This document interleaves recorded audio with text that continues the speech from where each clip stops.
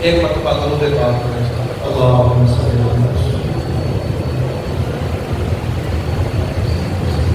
تو بات کر رہا حضرت سیدنا فاروق اعظم رضی اللہ عنہ ایک حدیث مبارک پڑھ کے اپنی گفتگو کی طرف آتا ہے۔ سامنے آقا علیہ السلام نے ارشاد فرمایا، بڑی معروف حدیث، آپ نے فرمایا کہ ملک پہ سلسلہ نبوت ختم ہو گیا، اگر میرے بعد کوئی نبی آنا ہوتا تو وہ عمر ہوتا۔ یہ عمر کی شجاعت کی گواہی۔ حضرت سیدنا عمر فاروق کا بڑا مقام اللہ تعالیٰ نے بڑی عظمت کو رفعت کیا۔ جیسا کہ آپ لوگ ایڈورٹائزنگ کے ذریعے، اعلانات کے ذریعے اس بات سے بخوبی واقف ہوں گے کہ آج کے درس عرفان القرآن کا موضوع حضور شیخ الاسلام ڈاکٹر محمد طاہر القادری مدثر العالی آپ کی لکھی ہوئی شرح کتاب القول المتین فی امر یزید النعیم ہے۔ آج کے درس عرفان القرآن میں اسی کے حوالے سے چند معلومات آپ کے سامنے پیش کی جائیں گی۔ جس دور میں آپ اور میں اپنی زندگی بسر کر رہے ہیں، سوشل میڈیا سے آپ لوگ بخوبی واقف ہیں کہ کئی اشتہارات پیدا کی جاتی ہیں، خاندان نبوت کے ساتھ دشمنی کا ایک منہ کھولتا ثبوت پیش کیا جاتا ہے۔ آج یہ جواب بنا کے لوگوں کے سامنے رکھا جاتا ہے اور یزید کے بارے میں بڑے نرم گوشے کو پیش کیا جاتا ہے، حضرت لگا کے، امیر المومنین لگا کے، رحمت اللہ لگا کے، رضی اللہ لگا کے، اور اس کشتی میں داخل کر کے کہ کسی طریقے سے اسے جنت میں داخل کیا جا سکے۔ یہ ساری اشتہارات پیش کر کے در حقیقت اہل بیت نبوت کو تکلیف اور اذیت اور اس دور میں حضور شیخ الاسلام نے 14 صدیوں میں یہ جرأت اللہ نے ڈاکٹر طاہر القادری کو عطا کی کہ 14 صدیوں میں پہلا شخص طاہر القادری تھا کہ جس نے یہ کتاب لکھ کے امت کو بتایا کہ جس کو تم اٹھا کے مغفرت کی کشتی میں بٹھانا چاہتے ہو، ائمہ کا موقف یہ تھا کہ وہ بدبخت لعین بھی تھا اور وہ اس قرآن کی نص قطعی سے کافر بھی۔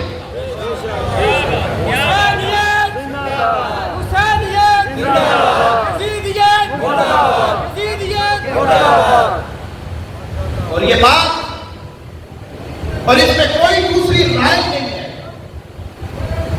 کہ قرآن اس بات کی واضح دلیل ہے۔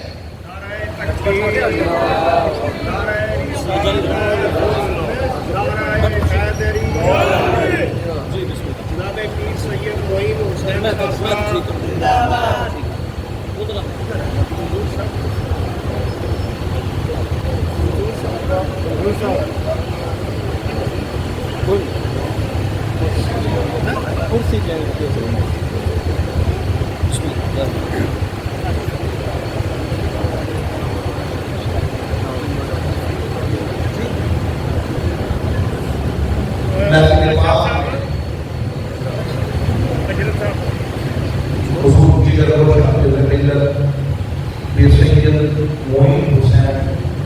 چشتی صاحب آپ تشریف آئے، آپ کی تشریف آوری ہمارے لیے باعث برکت اور میرے لیے یہ باعث برکت ہے کہ میری دائیں سائڈ پہ بھی شگرد رشید حضور شیخ الاسلام بیٹھے ہیں، میرے بائیں سائڈ پہ حضور جگر کو شیخ ملت بیٹھے ہیں، اور ان ہستیوں کے درمیان ہوگا۔ ان دو ہستیوں کے لیے ایک شعر بھی ہے کہ تیرے ہوتے ہوئے محفل میں جلاتے ہیں چراغ، لوگ بھی کیا سادہ ہے کہ سورج کو دکھاتے ہیں چراغ۔ تو ان ہستیوں کے ہوتے ہوئے میرا بولنا ایسے ہی ہے جیسے سورج کو چراغ دکھانا۔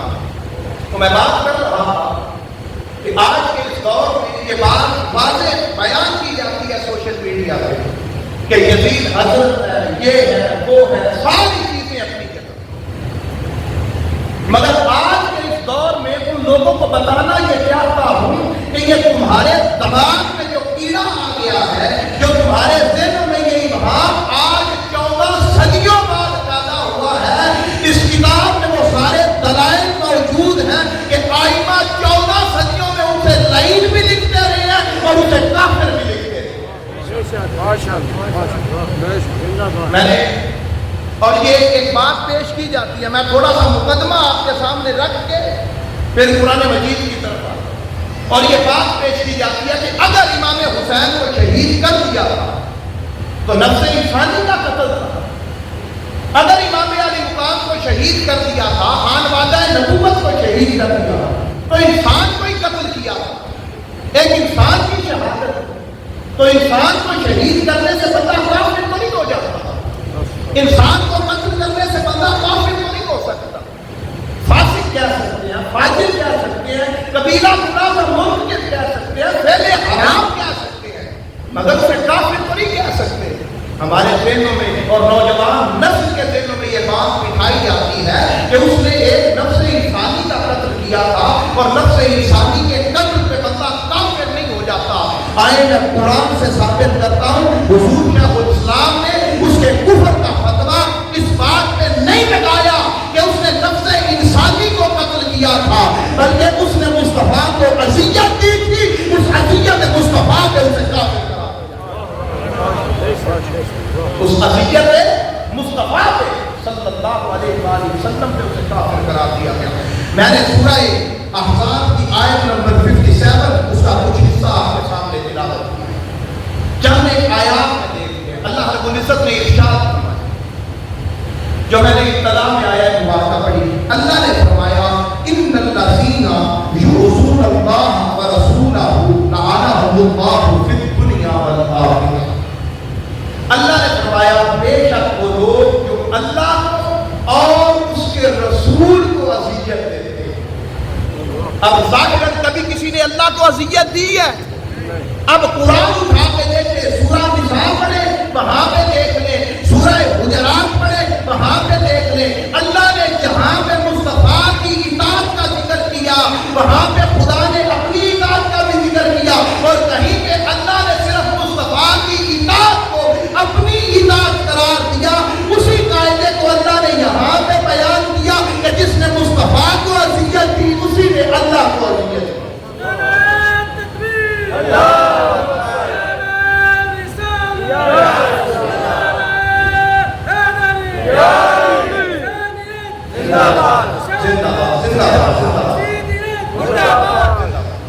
اللہ نے فرمایا ان الذین یؤذون اللہ ورسولہ، بے شک وہ لوگ جو اللہ کو اور اس کے رسول کو اذیت دیتے ہیں۔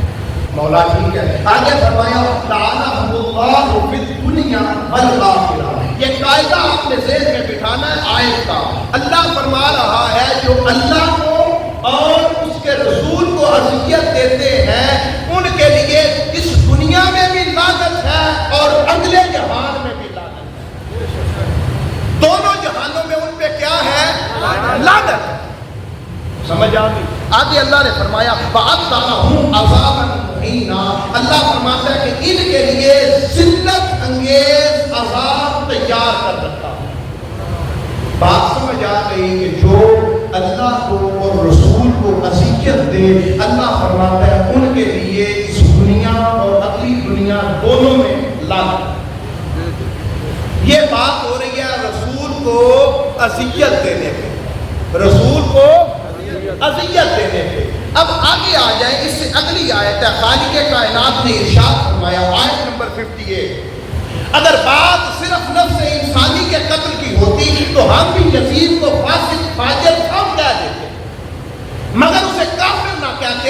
قرآن کا قاعدہ بتاتا ہے کہ قرآن اگر نفس انسانی کے قتل کی بات کرے، مومن کو اذیت دینے کی بات کرے، مومن کو تکلیف دینے کی بات کرے تو اللہ اس عذاب کو ساتھ نہیں جوڑتا، مگر جب اذیت مصطفیٰ کو دی جائے، اذیت فطرت مصطفیٰ کو دی جائے، اذیت مصطفیٰ کے گھرانے کو دی جائے تو اللہ سارے قاعدے بدل دیتا ہے۔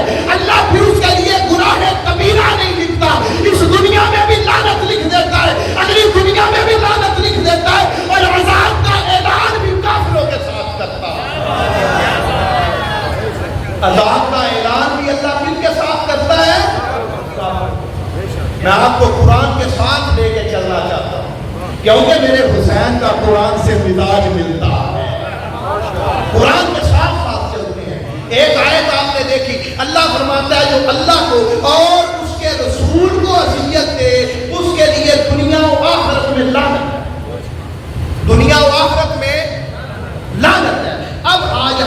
مولا اگر کوئی مومن بندے کو اذیت دے، ہمیں تو یہ کہہ کے بتا دیا جاتا ہے کہ نہیں اس نے نفس انسانی کا قتل کیا تھا، اس نے تو ایک بندے کا قتل کیا تھا، اور بندے کو قتل کرنے والا کافر کیسے ہو سکتا ہے؟ بندے کو قتل کرنے والا تو فاسق فاجر ہوتا ہے۔ اب مولا یہ بتا دے کہ اگر کوئی بندہ کسی مومن کو اذیت دے تو اس کے لیے کیا عذاب ہے؟ یہاں پہ آپ نے دیکھا جو اللہ اور رسول کو اذیت دے اس کے لیے دنیا اور آخرت میں لعنت ہے۔ اگلی آیت اللہ نے فرمایا اب ایمان دیکھیں، اللہ نے مضمون بڑا پیارا باندھا ہے، آیت کے ساتھ آیت جوڑ دی ہے۔ اللہ نے فرمایا والذین یؤذون المؤمنین والمؤمنات، پیچھے بات تھی اللہ اور رسول کو اذیت دینے کی، اب بات آ گئی عام مومن مرد اور مومن عورت کو اذیت دینے کی، تو اللہ نے فرمایا بغیر مقتصب فقد احتملوا بہتانا واثما مبینا۔ اب یہاں نفس انسانی کو اذیت دینے کی بات تھی، اب یہاں عام مومن کو اذیت دینے کی بات تھی، اب یہاں عام مومن عورت کو اذیت دینے کی بات تھی، تو اللہ نے یہاں پہ دنیا و آخرت کی لعنت نہیں لکھی، اللہ نے یہاں پہ لکھا کہ اس نے کبیرہ گناہ کا بوجھ اٹھا لیا ہے، اس نے گناہ کبیرہ کا بوجھ اٹھا لیا ہے، اللہ نے اس کے ساتھ لعنت نہیں لکھی۔ کیوں؟ کہ اس نے عام مومن کو اذیت دی، اس نے عام بندے کو تکلیف دی۔ اللہ فرماتا ہے اگر کوئی عام بندے کو اذیت دے، اگر کوئی عام مومن کو اذیت دے، اگر کوئی نفس انسانی کا قتل کرے، اسے فاسق کہہ دے، فاجر کہہ دے، گناہ کبیرہ کا مرتکب کہہ دے، لیکن اس کے لیے دنیا و آخرت کی لعنت نہیں۔ مگر اگر کوئی رسول کو اذیت دے تو اس کے لیے دنیا و آخرت کی لعنت مقدر ہے۔ دلیل کے طور پہ ایک آیت مبارکہ اور دیکھتے ہیں، آئے سورہ نور میں لے کے چلتا ہوں، آیت نمبر 23 ہے۔ اللہ رب العزت نے بیان کیا کچھ بدبختوں نے حضرت امی عائشہ صدیقہ پہ الزام لگایا۔ اب حضرت امی عائشہ صدیقہ رسول اللہ صلی اللہ علیہ وسلم کے حرم میں ہے کہ نہیں ہے؟ آپ کی عطرت رسول اللہ کی عطرت ہے کہ نہیں ہے؟ آپ کی تکریم رسول اللہ کی تکریم ہے کہ نہیں ہے؟ آپ کی عزت رسول اللہ صلی اللہ علیہ وسلم کی عزت ہے کہ نہیں ہے؟ عام مومن کو اذیت دی جائے تو اللہ فرماتا ہے اس کے لیے لعنت نہیں، قاعدہ یہ ہے کہ اس کے لیے گناہ کبیرہ کا عذاب ہے اور بہتان ہے، اس نے اٹھا لیا۔ مگر جب بات آ گئی تیری اور میری ماں حضرت امی عائشہ صدیقہ پر، تو اللہ رب العزت نے قرآن مجید میں ارشاد فرمایا، خالق کائنات فرماتا ہے اب سورہ نور میں کہ جب انہوں نے حضرت امی عائشہ صدیقہ پر الزام لگایا نا، تو اللہ رب العزت نے وہاں پہ الفاظ بیان کیے۔ خالق کائنات فرماتا ہے کہ جنہوں نے حضرت امی عائشہ صدیقہ پر الزام لگایا تھا، فرمایا ان الذین یرمون المحصنات، اب الفاظ میں غور کریں، وہاں پہ فرمایا تھا ان الذین یؤذون اللہ ورسولہ لعنہم اللہ فی الدنیا والآخرہ۔ اللہ فرماتا ہے جو اللہ اور رسول کو اذیت دے اس کے لیے دنیا و آخرت دونوں جہانوں میں لعنت ہے، جو ایمان والوں کو اذیت دے ان کے لیے قاعدہ یہ نہیں ہے، مگر جو امی عائشہ صدیقہ کو اذیت دے اللہ فرماتا ہے سورہ نور میں ان الذین یرمون المحصنات الغافلات المؤمنات، فرمایا لعنوا فی الدنیا والآخرہ۔ جو پاکیزہ عورت امی عائشہ صدیقہ پر الزام لگائے اس پہ دنیا میں بھی لعنت ہو، آخرت پر بھی لعنت ہو۔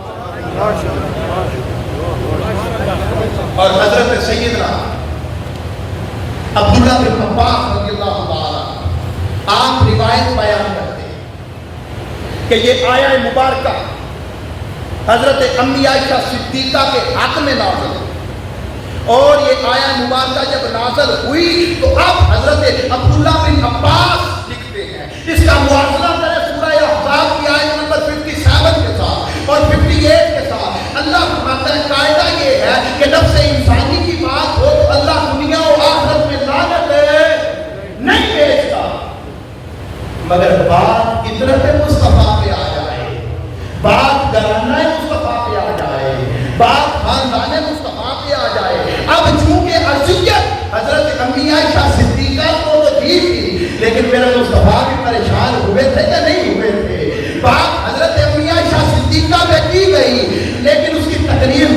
مصطفیٰ نے برداشت کی تھی کہ نہیں کی تھی؟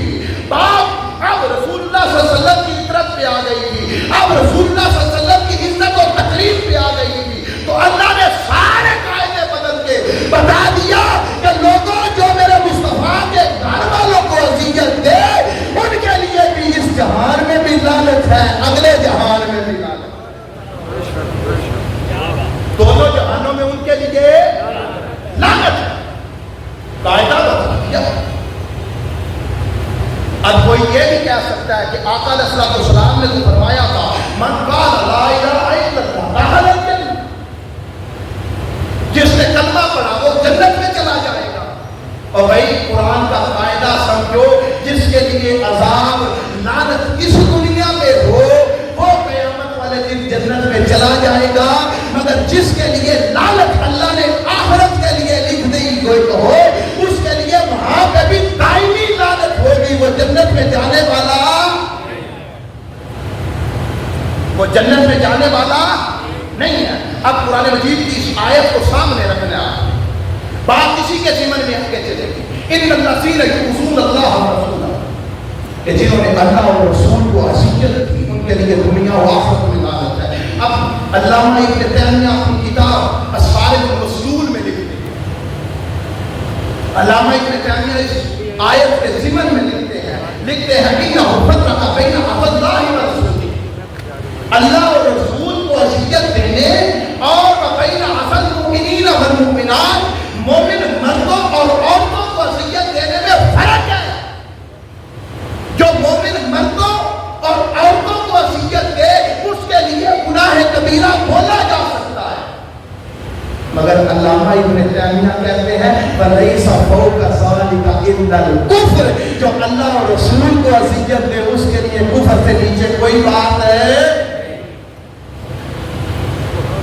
اب جس نے مصطفیٰ کریم کو اذیت دی اس کے لیے کفر سے نیچے کوئی بات قابل قبول نہیں کی جائے گی۔ اب آ جائیں شہادت امام حسین، رسول اللہ صلی اللہ علیہ وسلم کو اذیت دینے کی بات کیسے ہو سکتی ہے، کس طرح ہم اس کو جوڑ سکتے ہیں؟ تو چند ایک چیزیں میں محبت امام حسین اور محبت امام حسن کی بیان کر کے اس محبت کو بیان کرنا چاہتا ہوں کہ کیسے حسنین کریمین کو اذیت دینا اللہ کے رسول کو اذیت دینا۔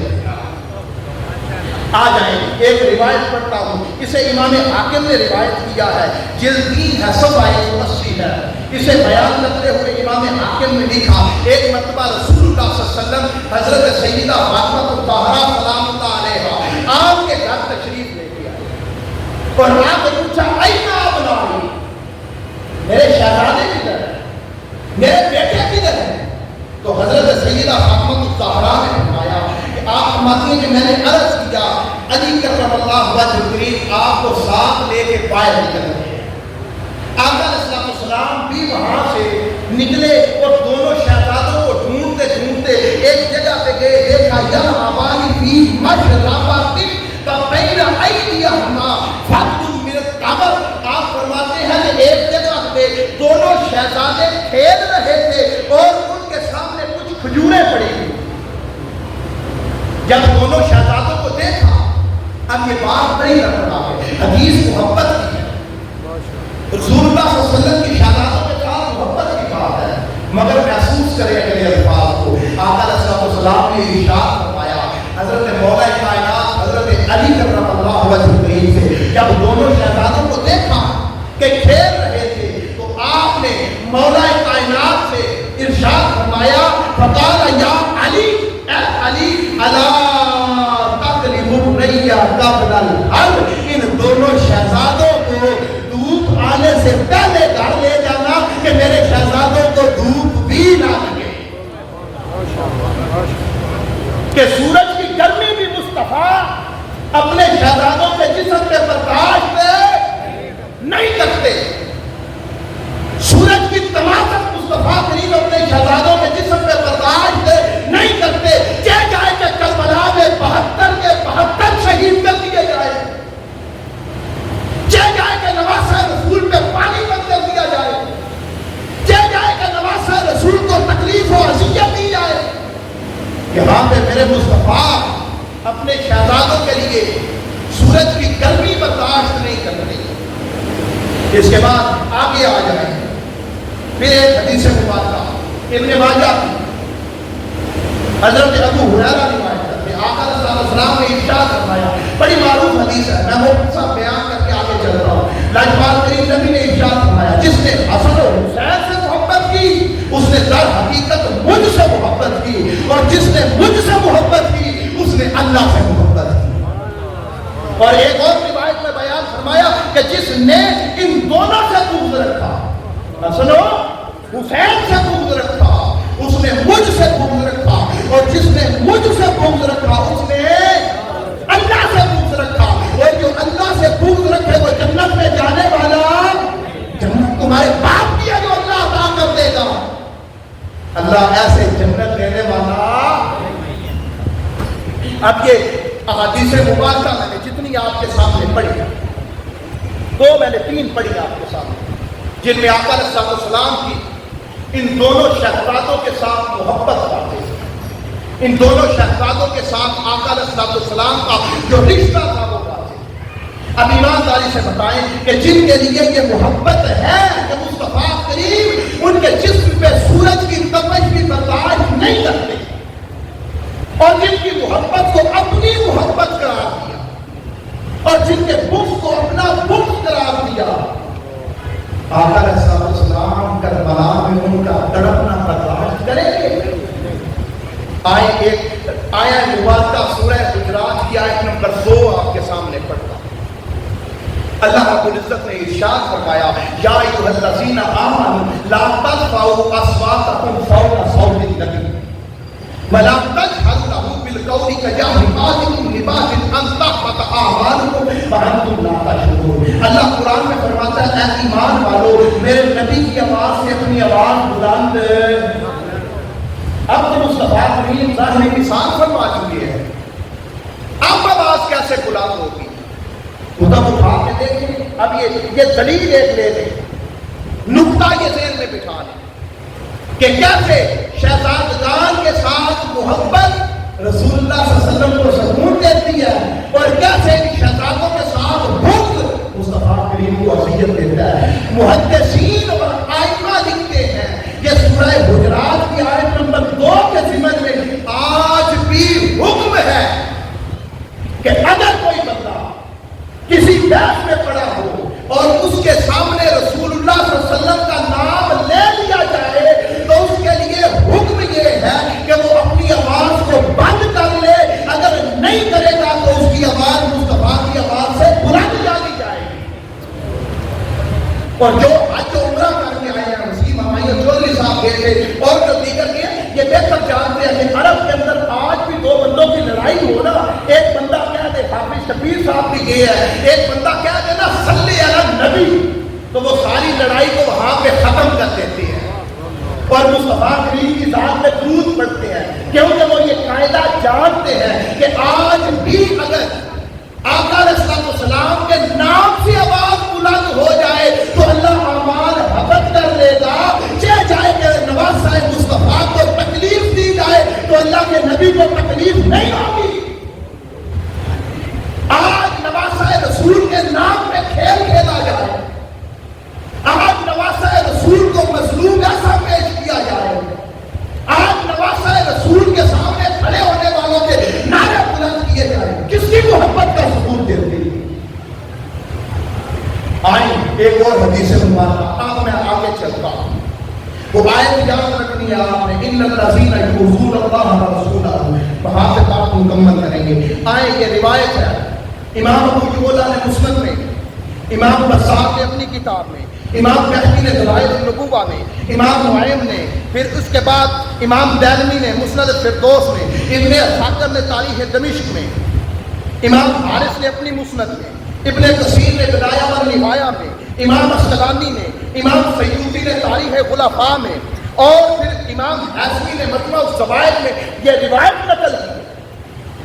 آج یزید کو بچانے والوں یہ روایت سنو، کہتے ہو کہ یزید نے کچھ نہیں کیا، اتنی کتابوں کے حوالے دے کے حضرت ابو عبیدہ بیان کرتے ہیں، رسول اللہ صلی اللہ علیہ وسلم نے فرمایا، آقا علیہ السلام کی قولی حدیث ہے، رسول اللہ صلی اللہ علیہ ارشاد فرمایا لا یزال امر امتی قائما بالقسط حتی یکون اول من یسلمہ رجل من بنی امیہ یقال لہ یزید. آقا علیہ السلام نے فرمایا میری امت انصاف پر قائم رہے گی. اس میں سب سے پہلے رہنا ڈالنے والا, امت کو ڈی ٹریک کرنے والا, انصاف سے ہٹانے والا بنو امیہ کا لونڈا ہوگا یقال لہ یزید, جس کا نام یزید ہوگا. آقا علیہ السلام خود بتا گئے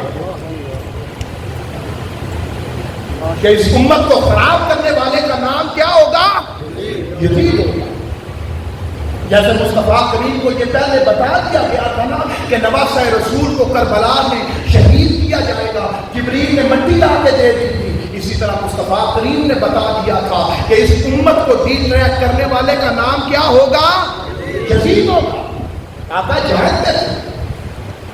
اس کے بعد امام قسطلانی اس حدیث پہ لکھتے ہیں اگر کسی کو ابھی بھی ڈاؤٹ ہو, کسی کے ذہن میں بات آ سکتی ہے تو وہ یزید کون, تو امام قسطلانی اس حدیث پہ تبصرہ کرتے ہوئے اٹھا لے ارشاد ساری جلد 10 صفحہ 171 امام قسطلانی لکھتے ہیں وَأَوَّلُهُمْ یزید, وہ پہلا شخص بدبخت یزید تھا جس نے امت کو دی ٹریک کیا. اس کے بعد روایت ہے جسے مصنف میں امام ابن ابی شیبہ نے, امام بہقی نے دلائل النبوہ میں, اس کے بعد امام ابن عدی نے, ابن عساکر نے, پھر ابن کثیر نے, امام ذہبی نے اسے نقل کیا. پھر امام ذہبی نے سید الاعلام والنبلاء میں 2 جگہ پہ, ایک تعلیم اسلام میں اور ایک سید الاعلام والنبلاء میں نقل کیا. پھر امام ابن حجر ہاشمی نے اسے نقل کیا. امام ابن شیبہ روایت کرتے ہیں, حضرت ابو ذر روایت کرتے ہیں رسول اللہ صلی اللہ علیہ وسلم نے فرمایا, آپ فرماتے ہیں میں نے آقا علیہ السلام سے سنا آج یزید کے طرف داروں مصطفیٰ کے کریم کے قول کا حیا کر لیتے, آقا علیہ السلام کی حدیث کا حیا کر لیتے. لاجپال کریم نبی نے ارشاد فرمایا اول ما یبدل سنت رجل من بنی امیہ ففی بعض الاخبار مفصل زاد یقال لہ یزید. امام ابن ابی شیبہ لکھتے ہیں سب سے پہلے رسول اللہ صلی اللہ علیہ وسلم نے فرمایا جو شخص میری سنت کو تبدیل کرے گا, وہاں پہ تھا کہ امت میں رہنا ڈالے گا, یہاں پہ فرمایا کہ جو شخص سب سے پہلے میری سنت کو تبدیل کرے گا وہ بنو امیہ کا شخص ہوگا, اور فرمایا اسے یزید کہہ کے پکارا جائے گا, اسے یزید کہہ کے پکارا جائے گا. آج بڑی طرفداری کی جاتی ہے. آئیں میں مختصر کرتا چلا جاتا ہوں, ٹائم میرے پاس قلیل ہے, میں چند ایک روایات. اب یہ بھی کوئی کہہ سکتا ہے کہ یزید نے پتہ نہیں قتل حسین کا حکم دیا تھا کہ نہیں دیا تھا. میں زیادہ ڈیٹیل میں نہیں جاتا, باتیں کافی ہیں کرنے کو. میں ایک ایک روایت پڑھ کے آپ کے ذہن کو صاف کرنا چاہتا ہوں کہ اس لائن نے مصطفیٰ کریم کو اذیت دی. آج تم امیر المومنین حضرت غلام کے ساتھ آئے. روایت ہے, اسے ابن عظیم نے تاریخ حکامت میں لکھا, ابن زیاد نے. میں وہ روایات نہیں پڑھتا جس میں یزید نے خط لکھا تھا کہ یا حسین سے رضی اللہ تعالیٰ عنہ بیعت کو یا انہیں قتل کر دو. میں وہ ساری روایتیں نہیں پڑھتا. کوئی کہہ سکتا ہے فلاں راوی غلط تھا, فلاں غلط تھا. یہ اٹھا کے دیکھ لیں, ابن اسیر فی الکامل میں لکھتے ہیں جلد 3 صفحہ 474 پہ. اگر کسی نے لینی ہو, حضور شاہ الاسلام کی کتاب ہے, سارے دلائل اس میں موجود ہے. ابن زیاد کے اپنے الفاظ ہیں جو کوفہ کا گورنر بنا کے بھیجا گیا اور جس کے ذمہ تھا حسین سے بیعت لو, جسے کوفہ کا گورنر بنا کے بھیجا گیا. ابن زیاد کے الفاظ ہیں کہ اس نے مظفر بن شریح سے کہا, اعتراف کیا. اس نے کہا اما قتل الحسین فإنه اشار الى یزید بقتله او قتلی, یا حسین کو قتل کر دو یا اپنے قتل پر آمادہ ہو جاؤ. فاختار قتله, بس میں نے حسین کے قتل پر اپنے آپ کو راضی کر دیا. یزید نے کہا, ابن زیاد کے الفاظ ہے کہ یا اپنے آپ کو اگر حسین کو قتل نہیں کرتے تو پھر اپنے قتل پہ راضی ہو جاؤ کہ اگر تم حسین کو قتل نہیں کرو گے پھر تمہیں قتل کر دیا جائے گا. تو ابن زیاد کہتا ہے پھر میرے پاس اور کوئی اختیار نہیں تھا تو میں نے حسین کو ابن زیاد کے اب درمیان میں کوئی اور بندہ ہوتا اور کے الفاظ ہوتے تو کیا دیتے لشکر بدل گیا, کسی اور کے الفاظ ہوتے تو اور کیا دیتے. یہ تو وہ تھا جس نے نواسہ رسول پر کربلا میں قیامت قائم کی تھی. اس کے بعد آگے آ جائے یہ قتل کا حکم بھی سامنے آ گیا. اب جب امام علی مقام کا سر اقدس یزید کے دربار میں پہنچا, کون کون سی اذیت برداشت کرو. تبری نے اسے تاریخ میں لکھا. اس کے بعد ابن کثیر نے البدایہ والنہایہ میں لکھا ہے. امام ابن جوزی نے اسے نقل کی. جب سر اقدس پہنچا نا تو تابعی تھے حضرت مجاہد وہ بیان کرتے ہیں کہ حضرت امام حسین کا ساتھ جب یزید کے دربار میں پہنچا, یار اس سے دردناک بات بھی کوئی ہو سکتی ہے کہ امت اس کے بعد بھی نواسہ رسول کے بارے میں باتیں قبول کر رہی. جب پہنچا نا تو وہاں پہ تفاخر میں فخر میں آ کے فخر محسوس کرتے ہوئے اس بدبخت لعین نے جب امام علی مقام کا سر اقدس سامنے دیکھا تو کیا کہا, لئن اشیاء ببدر شاہد. اس نے امام علی مقام کا سر سامنے دیکھنے کے بعد فخر سے شعر پڑے, کہتا ہے کہ کاش کہ میرے بدر والے آباء و اجداد نیزوں کی ضرب کی وجہ سے خزرج کی جزا اور چیخو پکار دیکھتے تو اس موقع پر وہ خوشی سے بھولے نہ سماتے, پھر وہ مجھے مبارکباد دیتے کہ آج میں نے بدر والے شہداء بدر والے میں قتل ہونے والے سارے لوگوں کا بدلہ لے لیا. بدر میں کون قتل ہوئے تھے؟ اتبا و شیبہ ولید کا بدلہ لیا, کفار کا ابو جہل کا بدلہ لیا, ابو لہب کا بدلہ لیا تھا. اب جب یہ روایت یہ شعر سنے نا تو حضرت مجاہد تابعی تھے, صحابی نہیں تھے. آج کے ملا سے میں سمجھتا ہوں حضرت مجاہد کا ایمان مضبوط تھا, وہ جانتے تھے کہ خاندان نبوت کا کیا مقام ہے. جب اس بات پر اپنے شعر پڑے نا اور یہ ملامت کی تو آپ حضرت مجاہد فرماتے ہیں یزید کے ان اشعار میں منافقت نظر آتی تھی. جب منافقت نظر آتی تھی پھر اس بدبخت نے امام علی مقام امام حسین کے لب مبارک میں چھڑی ماری. صرف اشعار نہ پڑے, اٹھا کے دیکھیں کتابیں. امام ابو نعیم نے فی معرفت صحابہ میں نقل کیا, جلد 6 اور حدیث کا نمبر ہے 7262. اس بدبخت نے امام علی مقام کے لبوں پر چھڑی ماری. جب چھڑی ماری تو حضرت مجاہد تھے, آپ نے کہا یا حاضر. جب اس نے چھڑی ماری نا ارفع قدیبہ کا فواللہ ربما رأیتو شفاعتی رسول اللہ صلی اللہ علیہ وسلم. آپ یہ روایت نقل کرتے ہیں جب یزید نے چھڑی ماری نا, امام ابو نعیم عبداللہ کرشی کی روایت نقل کرتے ہیں, فرمایا کہ بدبخت جن لبوں پہ تو چھڑی مار رہا ہے ان لبوں کو میں نے مصطفیٰ کریم کو بوسہ دیتے ہوئے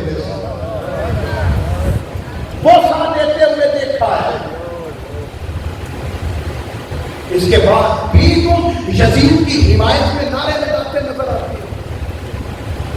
ڈاکٹر طاہر القادری نے کفر کا فتویٰ ایسے ہی نہیں دیا. اب آ جائیں یہ چند ایک چیزیں میں نے آپ کے سامنے رکھی.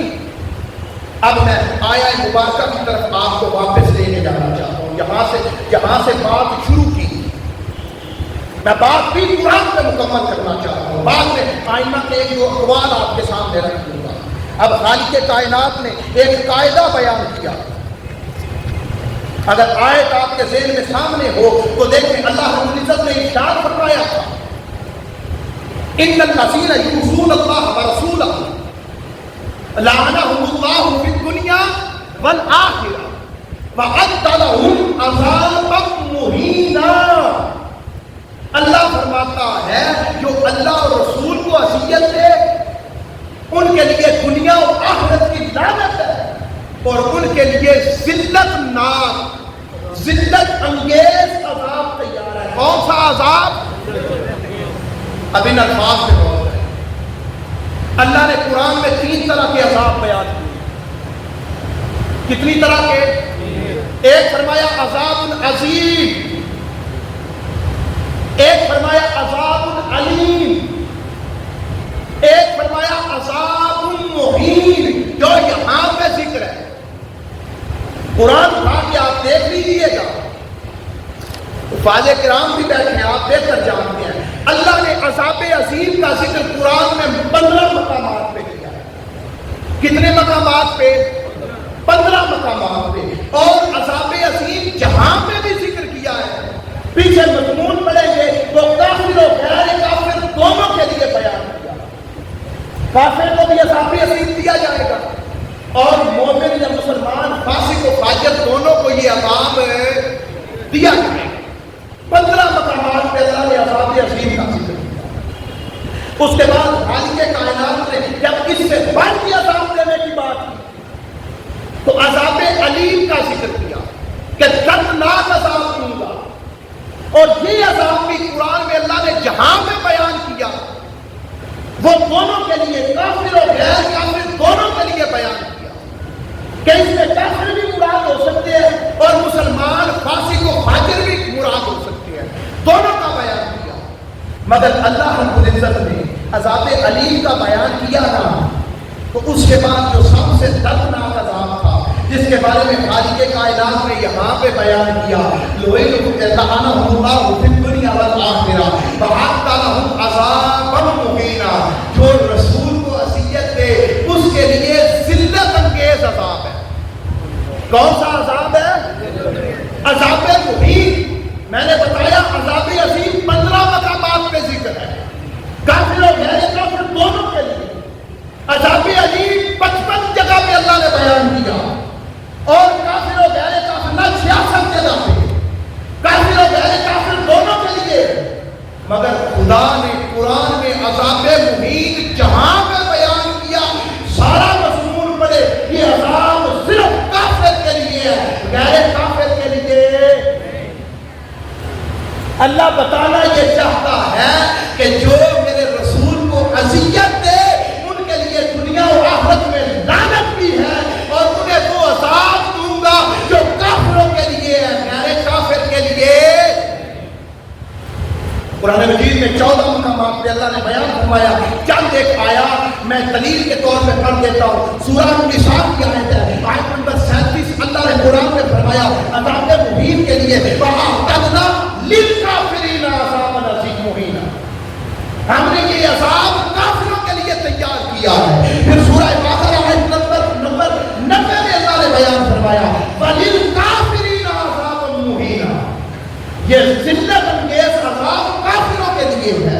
پھر خالق کائنات میں آل عمران آیت نمبر 178 میں ارشاد فرمایا وَلَا يَحْسَبَنَّ الَّذِينَ كَفَرُوا، آگے آیت لمبی ہے، فرمایا ان کے لیے وَلَهُمْ عَذَابٌ مُهِينًا، کافروں کے لیے دردناک ذلت والا عذاب ہے. پھر سورہ حج آیت نمبر 57 اٹھا کے دیکھیں، اللہ نے فرمایا وَالَّذِينَ كَفَرُوا وَكَذَّبُوا بِآيَاتِنَا فَأُولَٰئِكَ لَهُمْ عَذَابٌ مُهِينًا.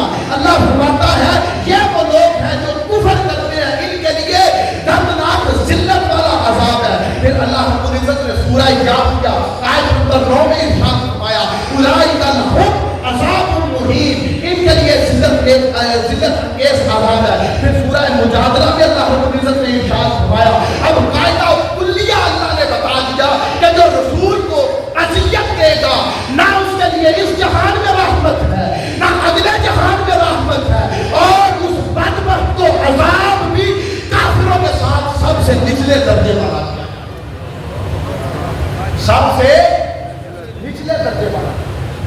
حضور شیخ الاسلام نے اس لیے کفر کا فتویٰ دیا کہ حضور شیخ الاسلام بتانا یہ چاہتے ہیں کہ لوگوں یہ نفس انسانی کا قتل نہیں تھا بلکہ یہ بات مصطفیٰ کو اذیت دینے کی تھی، یہ بات مصطفیٰ کو اذیت دینے کی تھی. آدم علیہ السلام کو اذیت دے اور تم جنت کا حقدار ٹھہراؤ، یہ بات اللہ کو قبول ہے. اور میں بڑی چھوٹی سی بات کرنا چاہتا ہوں علماء سے معافی کے ساتھ.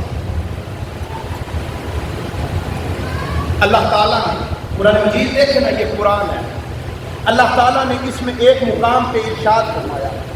جب ایک شخص نے آقا علیہ السلام کے بارے میں الفاظ استعمال کیے، رسول اللہ صلی اللہ علیہ وسلم کو مجنوں کہا، شاعر کہا. یہ سورہ قلم گواہ 29واں پارہ 2 سورت. آقا علیہ السلام نے اسے جواب نہیں دیا. میرے مصطفیٰ کریم کے دل میں یہ بات بری لگی تو اللہ نے قرآن میں آیات نازل فرما دی کہ ایکم المحکوم ان ربک هو اعلم بمن ضل عن سبیلہ وهو اعلم بالمهتدین. حتیٰ کہ یہاں تک اللہ نے آگے فرمایا اکلم بعد ذلک زنیم، کہ مصطفیٰ کریم صلی اللہ علیہ وسلم سے فرمایا کہ اے میرے محبوب، جو آپ کو مجنون کہتا ہے، اللہ نے قرآن میں لفظ استعمال کیے کہ اس کا نطفہ بھی حرام کا وہ حلال کا.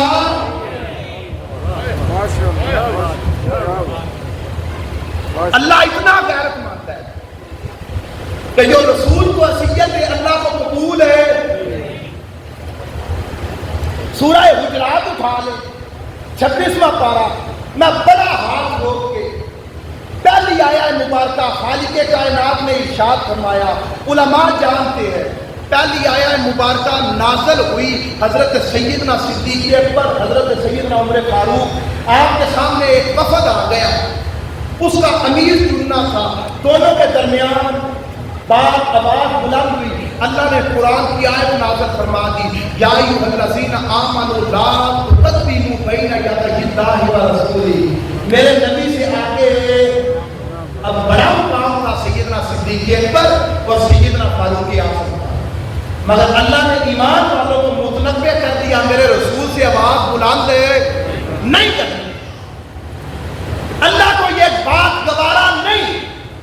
اب آ جائیں قرآن میں تیسرے مقام پہ 30واں سپارہ، خالق کائنات نے قرآن میں ارشاد فرمایا.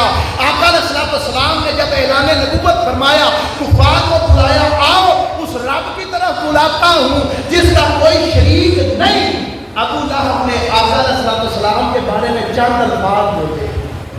اللہ نے قرآن میں پوری سورت نازل فرما دی، تبت یدا ابی لہب وتب ما اغنی عنہ مالہ وما کسب. اللہ کو یہ گوارا نہیں کہ کوئی میرے رسول کے بارے میں بات کرے. اللہ قرآن میں کہیں فرما دیتا ہے تیرے ہاتھ ٹوٹ جائے، اللہ کہیں فرما دیتا ہے یہ نطفہ حرام کا ہے. میرا وجدان کہتا ہے اگر غدیر حب پہ الیوم اکملت لکم دینکم کی آیت نازل نہ ہوتی، کربلا کا واقعہ قرآن نازل ہونے سے پہلے ہوتا تو اللہ قرآن میں یزید کے کفر اور لعنت کی آیت بھی نازل فرما دیتا کہ یہ اتنی اذیت کی مصطفیٰ کریم. اللہ کو یہ قبول نہیں کوئی میرے محبوب کو اذیت دے، کوئی انگلی کرے اللہ قبول نہیں کرتا. نواز رسول کو شہید کر دینا خدا کو کہاں قبول. اب آ جائیں کچھ لوگ یہ کہتے ہیں کہ نہیں بھائی اس پہ بات نہیں کریں گے، ہمارے آئمہ نے منع کیا ہے، ہمارے امام کا قول یہ ہے کہ چپ رہو، یزید پہ لعنت نہیں کریں گے. کچھ کہہ دیتے ہیں کہ اعلیٰ حضرت کا قول تھا، کچھ کہہ دیتے ہیں امام اعظم ابو حنیفہ کا قول تھا. آؤ امام مقدسی کی کتاب اٹھا کے دیکھو. امام اعظم ابو حنیفہ سے پوچھا گیا، کس کی بات کر رہا ہوں؟ جن کی فقہ پہ عمل کرتے ہیں. امام اعظم ابو حنیفہ سے پوچھا گیا کہ آپ یزید کے بارے میں کیا کہتے ہیں؟ حل ہوا من الصحابہ، کیا وہ صحابہ میں سے تھا؟ بحال یجوز لعنہ، کیا اس میں لعنت جائز ہے؟ جب یہ پوچھا گیا یزید بن معاویہ کے بارے میں محمد بن علی تبری لکھتے ہیں، پھر امام عطیہ لکھتے ہیں کہ جب پوچھا گیا تو امام اعظم ابو حنیفہ نے اس میں 2 قول اختیار کیے. کتنے قول اختیار کیے؟ 2 قول. ولی ابی حنیفہ کا قولانی، آپ میں 2 قول تھے. پہلا تلویح و تصریح، آپ اسے اعلانیہ بھی لعنت کیا کرتے تھے اور خاموشی سے بھی اس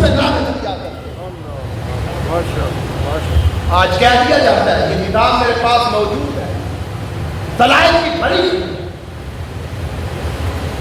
پھر صرف اتنا نہیں لکھا، آگے اسی پہ امام مالک کا قول لکھا. امام مالک کے بارے میں لکھا کہ آپ بھی کہتے ہیں ولی مالک القول. امام اعظم کے بھی دو قول تھے، امام مالک کے بھی دو قول تھے. تنبیہ و تصریح، یزید پر لعنت کے جواب میں امام مالک کے بھی دو قول تھے. ایک قول کے مطابق یزید پر اشارہ کر لعنت جائز کہ اشارہ کر اس پہ لعنت کر سکتے ہیں، اور آپ ہی کے دوسرے قول کے مطابق یزید کا نام لے کے صراحۃ لعنت بھی جائز ہے. کہتے ہیں کہ ائمہ نے لعنت نہیں. پھر امام شافعی کے بارے میں لکھا، آپ کے بھی دو قول تھے، وَلَنَا قَوْلٌ وَاحِدٌ. اور ڈاکٹر طاہر القادری صاحب اس قول پہ آ کے لکھتے ہیں، حضور شیخ الاسلام امام شافعی کے اس قول کو لے کے آپ لکھتے ہیں وَلَنَا قَوْلٌ وَاحِدٌ. اور ہم جو یہ ساری لعنت کرتے ہیں، کفر لگاتے ہیں، یہ سارا کرتے ہیں، ہمارے لیے یہ قول ہے امام شافعی کا، التصریح دون تنبیہ. امام شافعی تصریح کے ساتھ لعنت کیا کرتے تھے، آپ اشارہ پر لعنت اعلانیہ لعنت کیا کرتے تھے. پھر امام احمد بن حنبل کے دو قول ہیں، لِأَحْمَدَ قَوْلَانِ تَنْبِیہٌ وَتَصْرِیح. اشارہ کر لعنت کیا کرتے تھے اور صراحۃ نام لے کے لعنت کیا کرتے تھے. آج کہہ دیا جاتا ہے کہ اس پہ لعنت نہیں کرنی. آئے علامہ ابن تیمیہ اپنی کتاب میں لکھتے ہیں، آگے سارے ائمہ کے اقوال موجود ہے، میں زیادہ گہرائی میں نہیں جانا چاہتا. ابو بکر خلال کا ہے، ابو بکر آجری کا قول ہے، اس کے بعد ابو فرج ابن جوزی کا قول ہے. ابن تیمیہ پہ آتے ہیں، علامہ ابن تیمیہ قاتل حسین پر بالتعین لعنت کے جواب پر لکھتے ہیں. کیا لکھتے ہیں؟ فَأَمَّا مَنْ قَتَلَ الْحُسَيْنَ أَوْ أَعَانَ عَلَىٰ قَتْلِهِ أَوْ رَضِيَ بِذَلِكَ. جس نے امام حسین کا قتل کیا یا ان کے قتل میں شریک تھا یا ان کے قتل پر راضی تھا. آج کوئی کہہ سکتا ہے یزید تو وہاں دمشق میں بیٹھا، اس نے تو کچھ نہیں کہا تھا. الفاظ دیکھیں ابن تیمیہ کے، لکھا وَأَمَّا مَنْ قَتَلَ الْحُسَيْنَ، جس نے حسین کو قتل کیا کربلا کے اندر، او اعان علی قتلہ، یا آپ کی قتل میں اعانت کی بات، یا آگے لکھا اور راضیہ بذالک، یا جو آپ کے قتل پر راضی ہوا، خوش ہوا، فعلیہ لعنت اللہ والملائکۃ والناس اجمعین لا یقبل اللہ منہ صرفا ولا عدلا. آپ لکھتے ہیں اس پر اللہ کی بھی لعنت ہو، فرشتوں کی بھی لعنت ہو، اور سارے لوگوں کی اس پر لعنت ہو. کہتے ہیں کہ لعنت جائز ہے. جس نے قتل کیا شمن تھا، کربلا میں یزیدی تھے، ان پر بھی لعنت نہیں. جس نے اعانت کی، جب امام علی مقام کا سر اقدس زیاد کے دربار میں بھی گیا، اس نے بھی امام علی مقام کے سر اقدس کی اعانت کی. اور جو آپ کے قتل پر راضی ہوا، تینوں پہ ابن تیمیہ نے لعنت کی ہے. پھر حافظ ابن کثیر نے لکھا فَهَذَا إِنَّ قَالَهُ يَزِيدُ بْنُ مُعَاوِيَةَ فَلَعْنَةُ اللَّهِ عَلَيْهِ. آپ لکھتے ہیں، امام ابن کثیر لکھتے ہیں البدایہ والنہایہ میں، علی التحقیق یزید بن معاویہ نے کہا تھا کہ جو یہ سارا لیسا ببدر شہداء والا معاملہ تھا، اس پر جو کچھ اس نے کہا تھا، ابن کثیر لکھتے ہیں اس بدبخت پر اللہ کی بھی لعنت ہو اور تمام لعنت کرنے والے بھی لعنت اس کے. علامہ ابن کثیر نے لکھا. پھر علامہ سعد الدین طبرانی نے اس پہ لکھا. پھر امام ابو البرکات لکھتے ہیں یزید لعنت اللہ، یزید پر اللہ کی لعنت ہو. علامہ بدر الدین عینی نے لکھا ہے اس پہ. امام جلال الدین سیوطی نے اس کا کلام کیا. امام جلال الدین سیوطی فرماتے ہیں امام علی مقام کو شہید کیا گیا، آپ کا سر اقدس ایک تشت میں رکھ کے یزید کے سامنے اور ابن زیاد کے سامنے لایا گیا.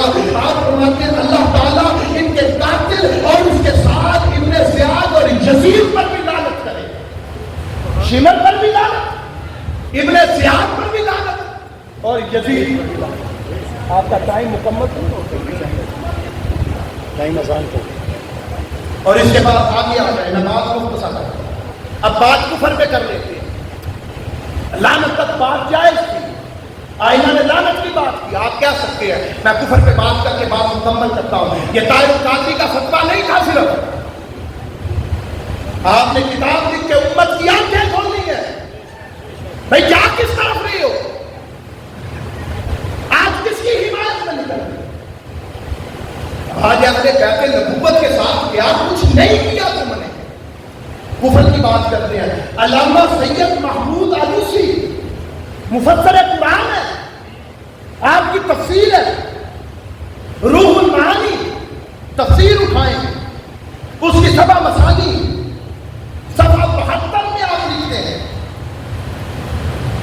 میں چھوٹی شخصیت کی بات نہیں کر رہا، سید محمود آلوسی قبلہ بہتر جانتے ہوں گے، علماء جانتے ہوں گے، بڑے پائے کے مفسر تھے، آپ لکھتے ہیں کہ علماء کی ایک جماعت نے باشگاف الفاظ میں یزید کو کافر قرار دیا ہے، یزید کو کافر قرار دیا ہے، یہ چھوٹی بات نہیں ہے۔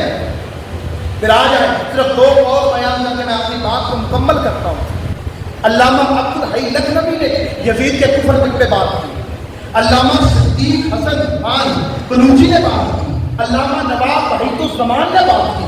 اب آ جائیں جن کی بات کرتے ہوئے آج کامتے ہیں نا، جن کے بارے میں بات کرتے ہوئے لعنت نہیں کر سکتے، یہ نہیں کر سکتے، آ جائیں فتاوی رضویہ اٹھا کے دیکھیں، جلد 24 صفحہ 508 میں اعلیٰ حضرت نے اس وقت پہ لعنت کی ہے۔ کس نے کی ہے؟ بات کرتے کامتے ہیں، اٹھائیں فتاوی رضویہ جلد 24 صفحہ 508۔ اعلیٰ حضرت امام احمد رضا، ان کے نام سے بریلوی کہلوائی جاتی ہے، انہی کے نام پہ کہتے ہیں نا کہ اعلیٰ حضرت نے خاموشی اختیار کی تھی، اس لیے ہم یزید پہ کفر کے لیے کچھ نہیں کہتے، یزید پہ لعنت نہیں کر سکتے، اعلیٰ حضرت نے خاموشی اختیار کی تھی۔ وہ خدا کے بندے، اعلیٰ حضرت کے پاس امام اعظم ابو حنیفہ کے صراحۃ اللعنت کی کتاب میں پہنچی ہوگی، اس لیے اعلیٰ حضرت نے لکھا ہمرایان یزید کتنے اس کے ساتھ شامل تھے، یعنی جو ان مظالم ملعونہ میں اس یزید کے معاون تھے، سارے خبیث بھی تھے، مردود بھی تھے، اور وہ سارے کافر و ملعون بھی تھے۔ اعلیٰ حضرت کی بات، آخری ایک بات سنیں، اور پھر آپ نے دو قول قائم کیا، صبح میرے اوپر کوئی فتویٰ نہ لگا دے، آپ نے دو قول، آپ نے فرمایا اس میں اختلاف ہے، اعلیٰ حضرت نے امام اعظم ابو حنیفہ کی روایت کو سامنے رکھا، آپ نے فرمایا کہ اس پہ زبان ہے، آپ کے پاس قول نہیں ہے، لیکن دوسری طرف امام شافعی امام احمد بن حنبل کا قول آپ کے پاس پہنچا، آپ نے فرمایا ہمارے مذہب میں ثبوت اس لیے ہے کہ امام اعظم کا قول آپ کے پاس پہنچا نہیں تھا، مگر جب بات آئی امام احمد کی تو آپ فرماتے ہیں جو یزید کو، اعلیٰ حضرت فرماتے ہیں جو یزید کو اسے کافر اور ملعون کہے وہ بھی مورد الزام نہیں، کیونکہ امام احمد اور دیگر مذاہب کے ائمہ نے اس پہ لعنت بھی کی ہے اور اسے کافر بھی قرار دیا۔ آج بات کرتے ہیں ایک آخری حوالہ سن لیں، جس دریا اقدس پہ بیٹھے ہیں پھر سید قدر ملت اور پھر سید معین حسین چشتی صاحب، ان کی نسبت سیال شریف سے ہے، ایک حوالہ تو سیال شریف کی طرف سے ہونا چاہیے کہ نہیں ہونا چاہیے۔ آ جائیں اعلیٰ حضرت پیر میر علی شاہ صاحب پیر آف گولڑا کا حوالہ سن لیں، کتاب اٹھا لیں، فیض احمد کی لکھی میرے منیر جو پیر میر علی شاہ صاحب کی سوال حیات ہے، اس کے صفحہ 463 پر پیر میر علی شاہ صاحب نے بھی یزید کے کفر کے اسباب کے حوالے سے قرآن کی آیت لی ہے، قرآن کی آیت لی اور پورا مضمون باندھا۔ آیت کون سی لی؟ وَعَدَ اللَّهُ الَّذِينَ آمَنُوا مِنكُمْ، آگے لمبی آیت ہے، وَمَنْ كَفَرَ بَعْدَ ذَلِكَ فَأُولَٰئِكَ هُمُ الْفَاسِقُونَ۔ اس آیت کو لے کے لکھا نیز یزید شکی کا بعد شہادت امام علی مقام کے کمال خوشی میں آ کر یہ کہنا وَلَسْتُ مِن جُندُبٍ إِن لَّمْ أَنْتَقِمْ، کہ میں نے بدر والے قتل کا آج بدلہ لے لیا۔ اعلیٰ حضرت گولڑوی لکھتے ہیں اس بات پہ وہ لعنتی بھی ہے کافر۔ بات پہ وہ لعنتی بھی ہے اور کافر بھی ہے۔ حضور شیخ الاسلام نے فتویٰ ایسے نہیں دیا، کئی دلائل ہیں اس کتاب میں۔ میں نے تو وہ چاولوں کی دیگ سے چند ایک چاول آپ کے سامنے رکھے ہیں کہ کتاب لیں، آج ہر بندے کو پڑھنی چاہیے، یہ کتاب ہر گھر میں ہونی چاہیے، اپنے ایمان کو مضبوط کرنے کے لیے پڑھیں، اپنے گھر میں اہل بیت کی محبت کو بڑھانے کے لیے پڑھیں۔ آج جو چیز انسٹال کی جا رہی ہے نوجوان نسل کے اندر، بڑی بڑی پگڑیوں سے اسلام ظاہر نہیں ہوتا، بڑے بڑے چپوں سے اسلام ظاہر نہیں ہوتا، اسلام ظاہر ہونے کے لیے اہل بیت کی محبت ضروری ہے، ایمان کے لیے اہل بیت کی محبت ضروری ہے۔ اگر اہل بیت کی محبت نہیں تو ایمان ہے نہیں۔ اللہ رب العزت سے دعا ہے خالق کائنات تحریک منہاج القرآن جامعہ غوثیہ